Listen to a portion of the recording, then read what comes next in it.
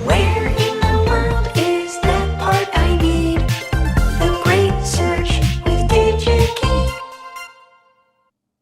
The Great Search brought to you by DigiKey and Adafruit. Every single week, Lady Ada takes you on a journey, a tour, to find what you're looking for on digikey.com. Lady Ada, what is the Great Search of the week this week? Okay, so this week I'm working on this synth project, and I can pull up the original page. You could. For the original Zox box, we had this PCB. It was all through-hole components because it was a kit. At the time, it was like, well, I don't have a pick-and-place machine. And the potentiometer I used, because, I'm not going to use exactly the same parts, but I was like, well, what was the part I used? Because, I spent a lot of time at, that 20 years ago, I spec'd the components.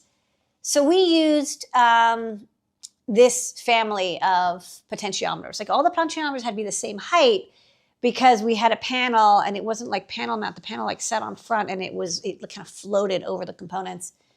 So these don't have a bushing. They don't have a panel mount bushing. They just had a very long shaft. So this is a linear 50K pot and it's been discontinued. And I was like, well, I know I did a really good job back then, but I'm gonna have to like respec pots. So the good news is that the design I'm doing is all digital because I just don't want to do an analog project anymore. I'm kind of out of that. And also I think it'd be fun to like show off synth.io. So these can be any type of pots. They don't have to be logarithmic or reverse logarithmic. They can be linear. So let's go and find some pots and maybe we'll find something cool. So going to rotary potentiometers. There's 680,000 options available. Some are side, some are panel mount, some are multi-port, some are little trimmers. Let's find something that's similar to that style that I showed where it it fits through the PCB. It will be through hole because mechanically you really need to have through hole in order to have the mechanical strength. Sorry, where'd it go? Trimmers, yeah. These little legs, they go through. So they're called board guides or like snap-ins. So let's start with, I only want one pot. So it's called a gang within the pot. And I want it to be active. And the thing is that pots come in variety at 1K, 10K, 100K. Every pot that's available is available in 10K linear, basically. Like I've never seen any unless it's like some totally freaky potentiometer. So just to make it easier to do search, because there's 680,000 varieties, here, I want to just look at the 10Ks, because if I want to like change it to be 100K or 5K, you can do that, but start with 10K. So let's start with that, and then I want, normally stocking. So that already gets me down, 1,000th of the amount, only 690 options. And one turn, and I want top adjustment, but I'm also going to pick up this little dash because some might not be categorized, and like top is the most common. So it gets me down to about 190 options. And then let's see what we got here. So, some good options here. I like these. I do want to get rid of like some of these that are not PCB mount. So like I mentioned,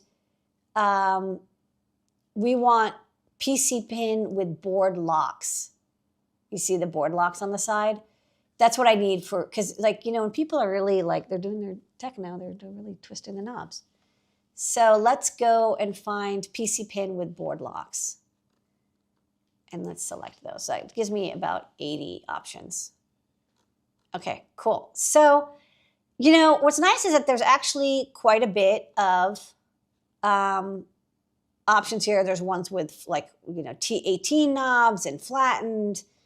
And, we don't want switches. I don't think any of these have switches. Yeah, I don't want a switch. That's for like an on-off. I was thinking maybe the volume knob might have one, but just because that's often how you turn off is, you turn the knob all the way down. Oh, and I want linear. That'll also get rid of a couple because I actually don't want logarithmic because I want to do the math easier on the microcontroller. Little shorties, super shorties. Some of these are like so cute and short. Hi. Some have very, very long shafts. And as I was looking, I actually halfway down the page, I saw this and I was like, whoa, is that like a metal shaft? It's actually clear, which I thought would be really cool. I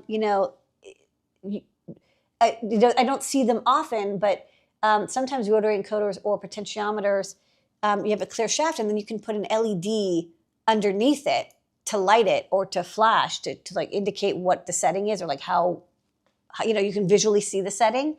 You do have to have a clear knob, although these have a little detent. And then I found it's later used in a Korg monosynth as well, which you can look up. So this family, the RK09 family from Alps, which is like famous, known for their potentiometers, is they have them in non-clear for a slightly lower cost.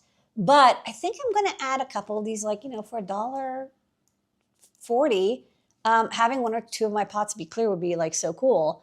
Especially like volume or tempo, because you could like visually show the tempo or the volume. So yeah, I'm gonna check this out. This is one of the pots I'm gonna add to my synth, the RK09 1130D62. And that's a great search. Where in the world is that part I need?